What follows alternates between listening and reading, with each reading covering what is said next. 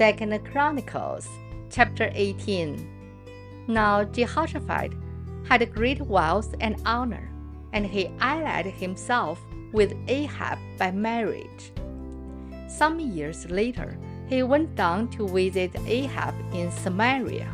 Ahab slaughtered many sheep and cattle for him and the people with him, and urged him to attack Ramoth-Gilead. Ahab, king of Israel, asked Jehoshaphat, king of Judah, "Will you go with me against Ramoth-Gilead?" Jehoshaphat replied, "I am as you are, and my people as your people. We will join you in the war." But Jehoshaphat also said to the king of Israel, "First seek the counsel of the Lord." So the king of Israel brought together the prophets, 400 men, and asked them, "Shall we go to the war against the Ramoth-Gilead, or shall I refrain?" "Go," they answered, "for God will give it into the king's hand." But Jehoshaphat asked, "Is there not a prophet of the Lord here whom we can inquire of?" The king of Israel answered Jehoshaphat, "There is still one man through whom we can inquire of the Lord, but I hate him because he never prophesies anything good about me, but always bad. He is Micaiah, son of Imlah." "The king should not say that," Jehoshaphat replied.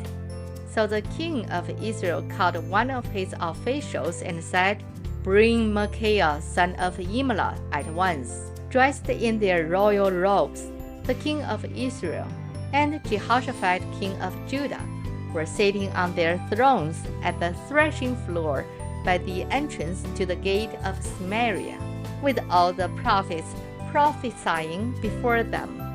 Now Zedekiah, son of Kenaiah, had made iron horns, and he declared, "This is what the Lord says. With these you will gore the Arameans until they are destroyed." All the other prophets were prophesying the same thing. "Attack Ramoth-Gilead and be victorious," they said, "for the Lord will give it into the king's hand." The messenger who had gone to summon Micaiah said to him, "Look, as one man the other prophets are predicting success for the king. Let your word agree with theirs and speak favorably." But Micaiah said, "As surely as the Lord lives, I can tell him only what my God says." When he arrived, the king asked him, "Micaiah, shall we go to the war against the Ramoth-Gilead, or shall I refrain?" "Attack and be victorious," he answered, "for they will be given into your hand." The king said to him, "How many times must I make you swear to tell me nothing but the truth in the name of the Lord?"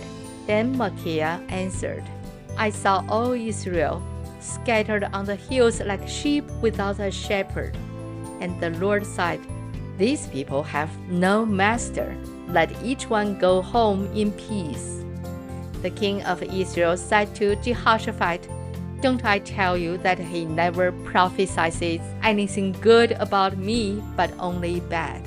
Micaiah continued, "Therefore, hear the word of the Lord.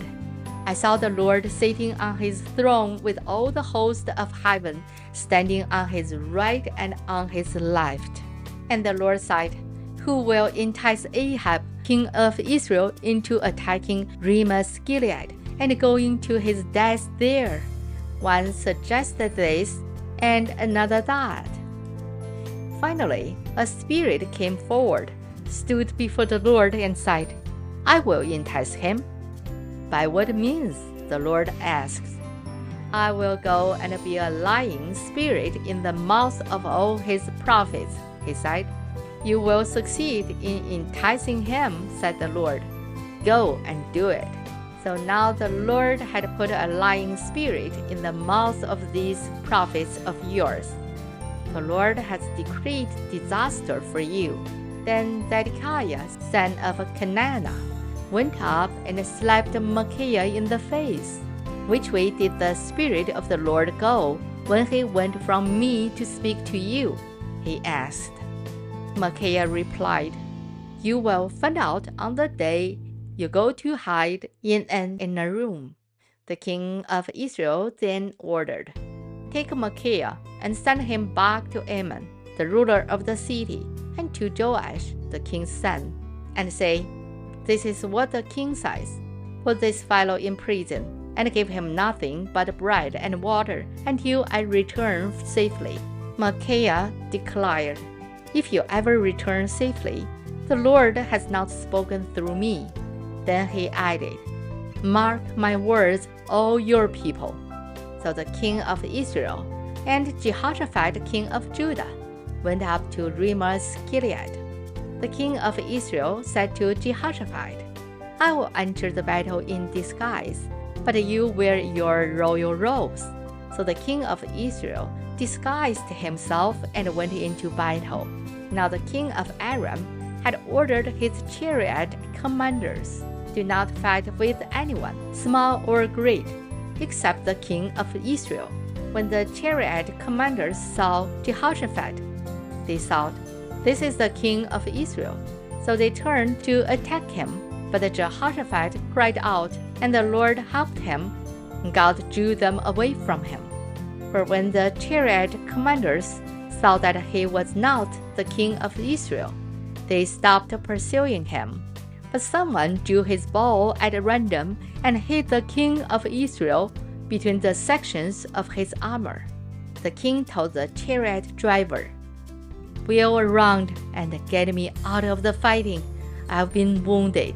All day long the battle raged, and the king of Israel propped himself up in his chariot, facing the Arameans until evening. Then at sunset, he died.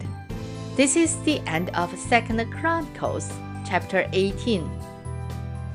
神的话语要昼夜思想，玉恩读经频道期待与您下次再见。